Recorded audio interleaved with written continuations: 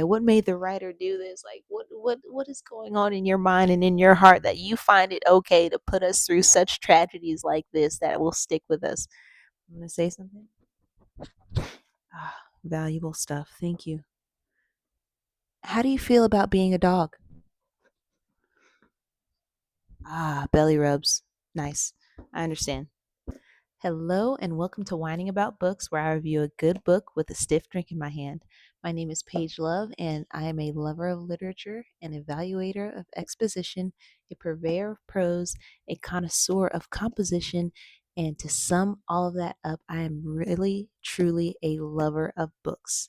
And tonight's book review will be a work of fiction by Kristin Koval called Penitence. Now, Penitence is such a good book. It is a tale that takes us back and forth through time, the late 1990s through like the mid to late 2010s. And it tells us a story of two families that are bound together by love and then separated by tragedy. And let me tell you, this book had my emotions up and down, happy, sad, hopeful, just frustrated, but it is such a good tale and I cannot wait to get into it with you guys. So grab your book if you have it, grab your drink because I know you got it, and let's whine about books. Welcome to Whining About Books, where I review a good book with a stiff drink in my hand. Now, our author of the evening is Kristin Koval, and I am going to read from the back of the book her little biography. She is a former lawyer who always wanted to be a writer but initially wandered down other paths. She attended Phillips Exeter Academy, Georgetown University, and Columbia Law School. She lives in Boulder, Colorado, and Park City, Utah, with her husband, two sons, and two Great Danes. Now, like I said earlier, our book is called Penitence, and I will also read the synopsis from the little inside flap. When a shocking murder occurs in the home of Angie and David Sheehan, their lives are shattered. Desperate to defend their family, they turn to small-town lawyer Martine Dumont for help. But Martine isn't just legal counsel. She's also the mother of Angie's first love, Julian, a now successful New York City criminal defense attorney. As Julian and Angie confront their shared past and long-buried guilt from a tragic accident years ago, they must navigate their own culpability and the unresolved feelings between them. Spanning decades from the ski slopes of rural Colorado to the streets of pre-9/11 New York City and back again, Kristin Koval's debut novel Penitence is an examination of the complexities of familial loyalty, the journey of redemption, and the profound experience of true forgiveness. Now that right there is what made me pick up this book. I picked it up in a free little library because that is my favorite place to get books, of course. And I actually got this when I was on vacation in Kauai. I initially wanted to go to a small bookstore on Kauai and get a book from like a local author, but we didn't have the time to do that. And this little free library was down the street from where we were staying, and this book basically pulled me to it. And I'm so happy that it did because it is so good. Our drink of the evening, or my drink of the evening, I should say, because this book is based in Colorado. All I could think about was like the craft beers there. I feel like Colorado is one of those states known for craft beers. So I went and got something from Winco that has to do with where I live, Oregon, and their craft brewing, because Oregon is pretty famous for that too. And I picked up this beer called Stormbreaker from Stormbreaker Brewing. It is in Portland, Oregon, certified local and independent. The outside drew me to it. I love the design. I love seeing a craft beer with a cool design. Anyway, it's called Nobody Puts Hazy in a Corner. It is a hazy IPA. I am a beer girly, let's be clear. I do love wine. I do love a cocktail, but I enjoy a really good beer, especially an IPA. And it says a juice bomb that Johnny Castle would be proud of. Like Johnny, our idea of a hazy IPA is juicy with a balanced hop bite. It boasts huge fruity, tropical, and citrus aromatics. So crack this open, lift it high, and prepare to have the time of your life. No juice was harmed in the making of this beer, and it's 6% alcohol and 40 IBUs, so it's not going to be too hoppy. It's going to be nice and bubbly, not too heavy. I can't wait to taste that fruit flavor, so let's crack it open and see how it fares. Now, I wanted to get as fancy as beer allows you to, so I got myself a frosted glass. We keep these in our freezer for whenever we want a nice cold beer.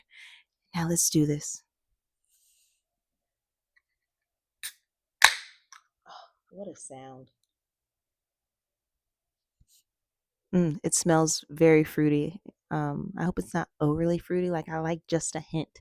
Unless I'm having like a sour or a cider. Obviously, you want fruit in that, like a nice strong fruit flavor. It smells wonderful though. Very light.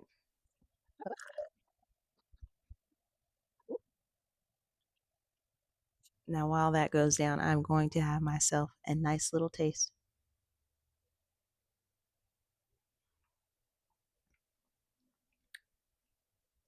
Ooh, that is good. It is light and it's not too heavy. It's something that you can drink where you probably feel that you won't be too bloated because sometimes you do get that with IPAs. Mm, but that's something I feel like you can drink and drink and drink some more. Okay, now as you can see, I'm doing something a little bit new. I feel like when I have this microphone on my little lapel here, the sound doesn't come out as strong as I want it to. So, makeshift microphone handle here with a glass straw from one of the cups that I have in my kitchen. I actually feel pretty fancy with this. I feel like a professional, like I'm on a talk show, and I'm with my first guest, Thorin. Hey, how do you feel about being a dog? Ah, belly rubs. Nice. I understand. So, first, I want to say that there are so many elements to this story. And because there are, and because there's a lot to go over, I kind of wanted to do something that might help you guys keep up for those who have not read the book. So, like I said in the beginning, we have two families who are bound by love. And that love starts off in high school between Angie and Julian. Okay. And I'm going to do my best to make a little chart here, a little family tree for both families so that you guys can know who I'm talking about. So has Angie was together with Julian, right? In high school. They dated all through high school, um, sometimes secretly, and then they dated through college.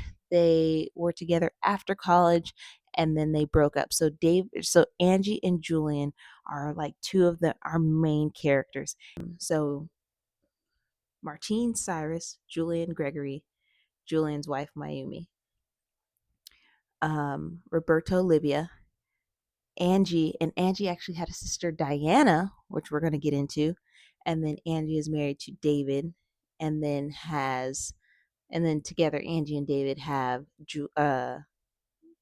Nico and Nora. Yes, Roberto Livia, Angie Diana, David is married to Angie, Nico and Nora are their kids. We have Martine and Cyrus. Their kids are Julian and Gregory, and then Julian is married to Mayumi. Okay, now we can get into it. So there are so many elements to this story, and what I mean by elements is not only is there a lot going on to this story, like when it comes to characters, but there is a lot going on theme wise, and one of the major themes in this book is forgiveness. Um, and it's a big thing in this book because there are so many tragedies that happen in this story, and the characters almost look to who not so much who to blame, but they take on the guilt because yeah, some of them are guilty. um and we also have murder and death, um, death just in general, family members dying, but also murder. And then we have guilt, like I said, taking on the responsibility, the heavy responsibility for things that happen, tragedies that happen. And then we have favoritism within the families, within Angie's family at least. And then we also, this writer, Kristin Koval, also talks about the justice system and juvenile detention. And you will see very soon as I start to describe this story why that will be such a big thing.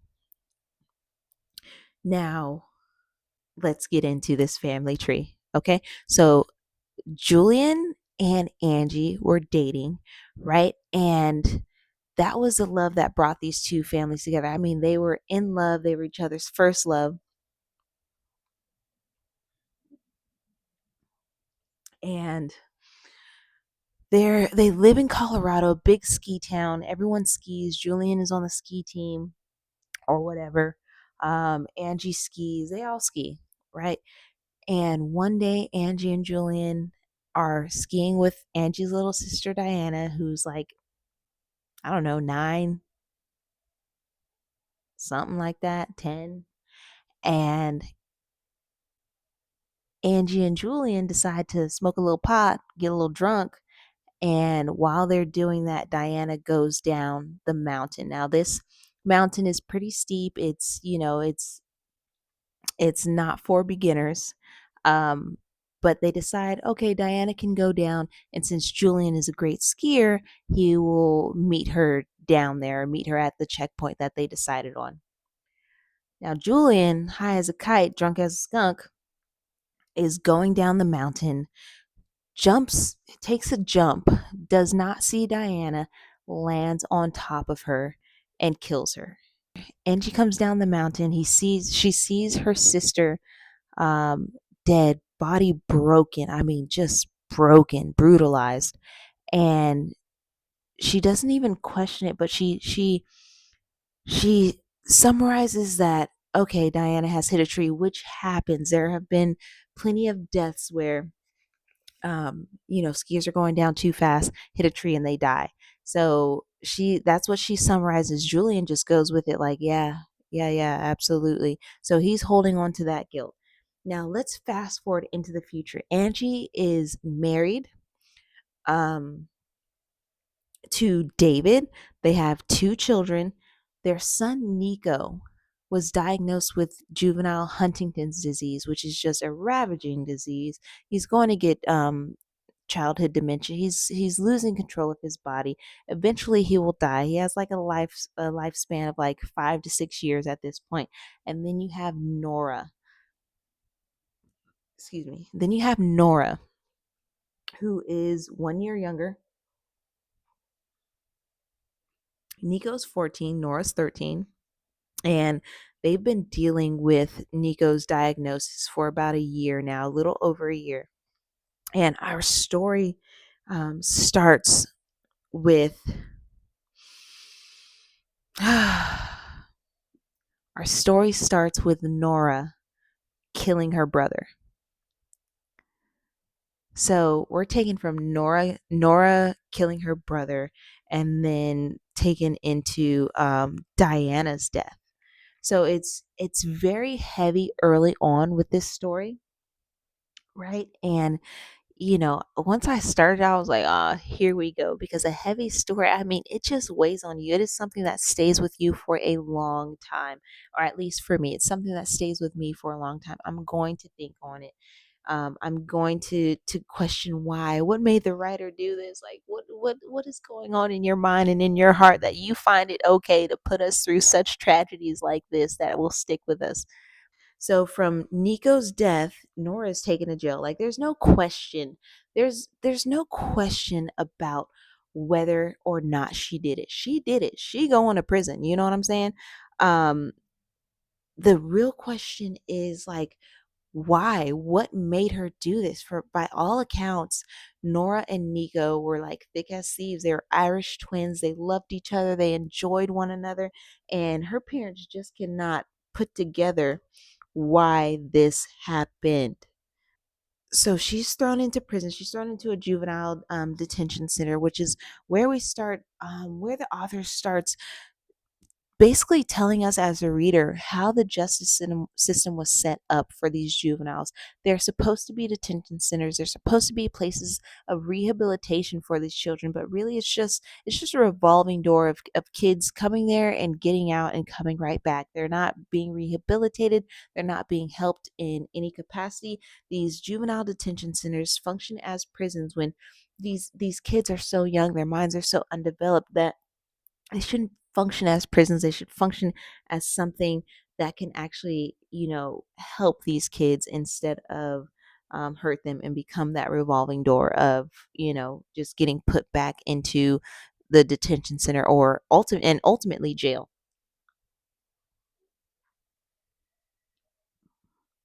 So from that, we are we are now pulled into Angie and Julian's past. So after Nora kills her brother, that family, Angie and David, ask Martine, Julian's mom, to be the lawyer for their case. Now she is a small town lawyer. She is not a criminal defense attorney, but her son Julian is.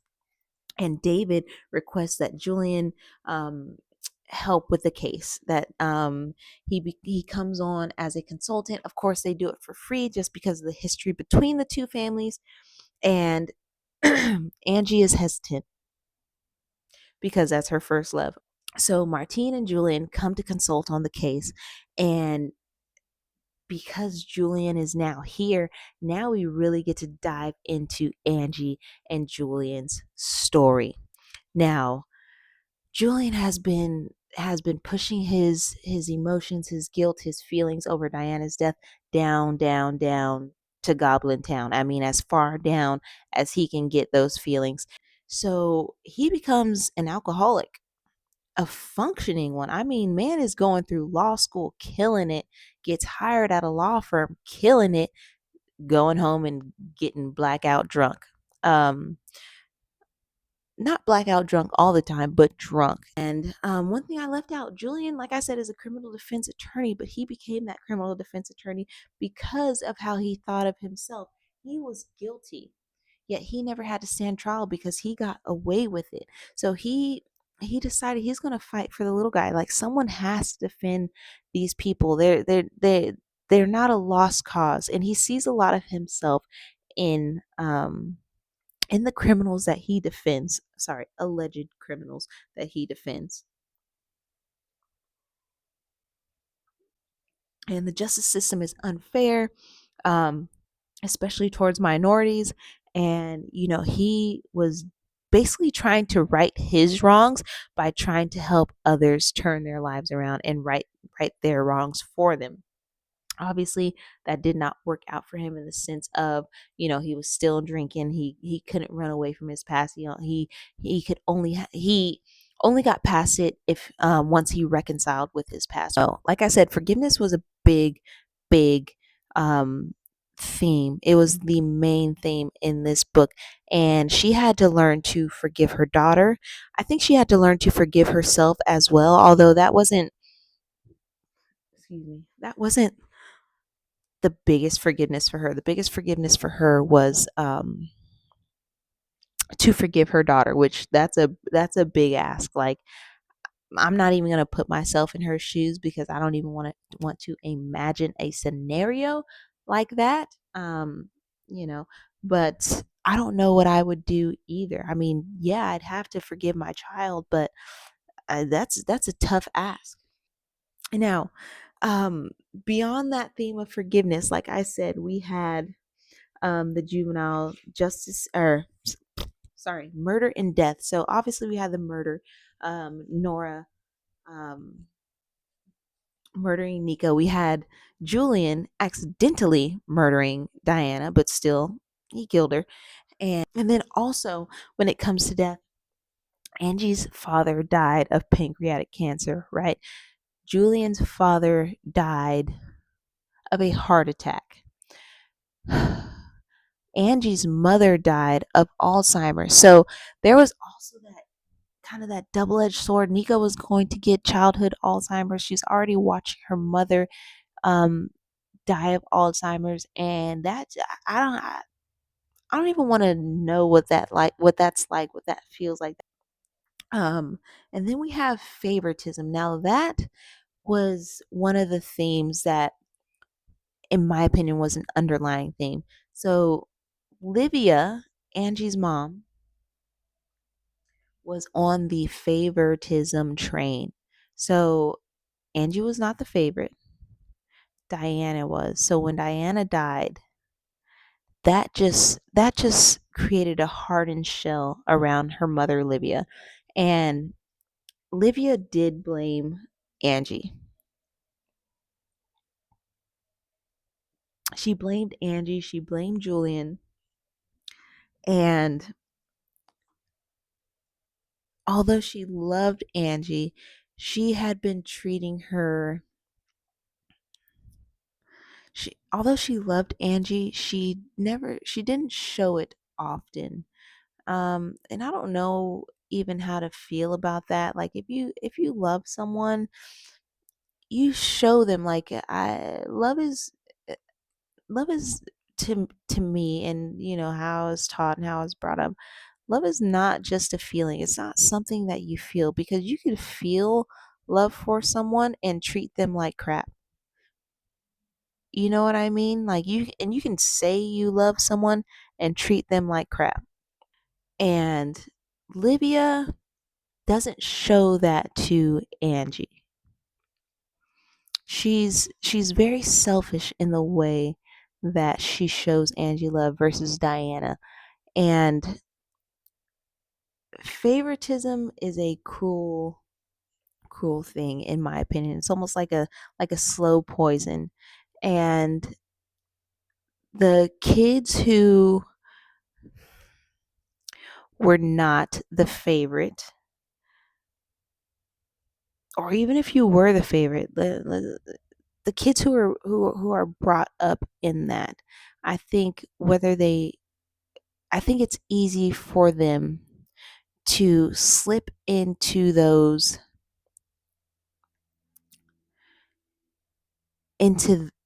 way of parenting their own kids without knowing it. I think as a parent, sometimes you have to be very aware of the way you treat and love your children. Um, it's not just something that you should just go, oh, it's just second nature, like I just feel it. No, sometimes you got to be aware of the way that you love your child. And Angie was not aware of the way she loved her children. Nico was her favorite. And once Nico got, not that she didn't love Nora, but once Nico got diagnosed, Nora was put to the back burner. She was busy taking care of Andrew was busy taking care of her mother. She was busy taking care of Nico, driving them to appointments, driving them to doctors, driving them to physical therapy, and all types of things. And Nora got pushed to the very back of the train. Poor girl. And we get glimpses of Angie and Nora's relationship. There were times where it was so sweet. I'm just like, why couldn't you give that to her all the time? And no, let's take this away.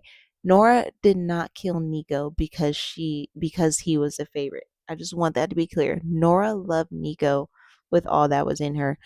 She just made a terrible mistake. You're gonna have to read about it. I'm not gonna tell you what it is.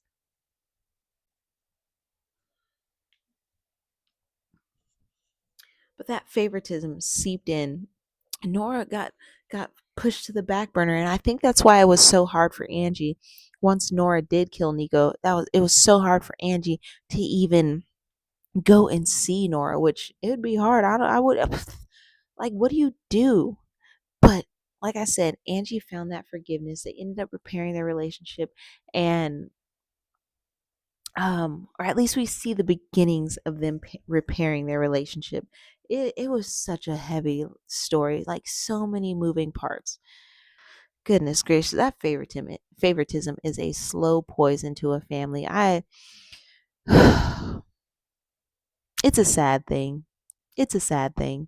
Now, when it comes to like how I feel about this book just based on certain things, like I said, this book has so many moving parts, but it is so good. I mean, it will have your emotions up and down, turning around, all in a jumble, but excuse me, the story is gripping.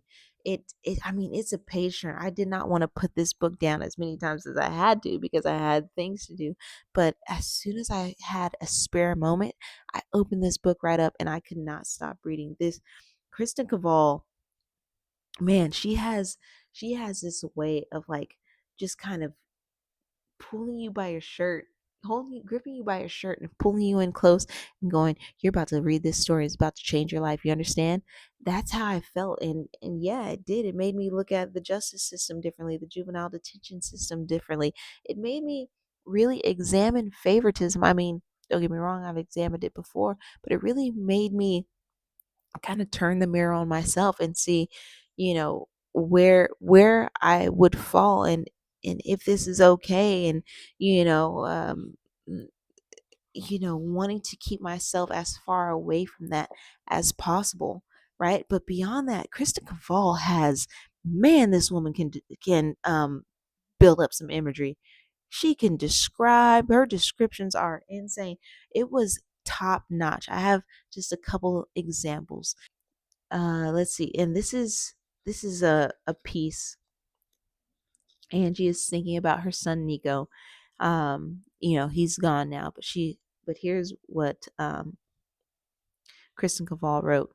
She feels his absence as acutely as she used to feel his presence. He was her firstborn, her baby. He clomped through the house the same way he clomped through life, full of mischief and never sorry. Sometimes she thinks if she tries hard enough, she might manifest his being, bring him back into her life the same way he brought Julian back into hers. She spins around in the kitchen or the grocery store, hoping to catch him behind her, watching her cook dinner or throwing cookies into the shopping cart. "I'm still here," he might whisper. "I'll be with you always." But it's like her as a little girl trying to catch her stuffed animals coming to life. Wishful thinking won't make it so. This part, and there's something going on before this where she's doing more imagery, but that little girl trying to catch her stuffed animals coming to life. What child growing up in the Toy Story era did not try and catch that? And it's her use of of things that near everyone might have experienced, that kind of draws you into the story, that makes you relate to this story.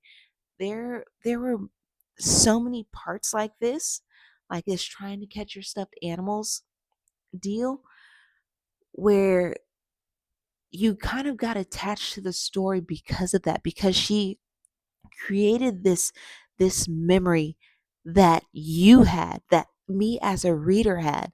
I'm not gonna lie, I tried to catch my toys alive, and even now, I mean, I don't have toys, but sometimes I look at my son's stuffed animal and go, maybe, just maybe, you know and I think that is a mark of a great writer, to be able to write something like this and have the reader go, yeah.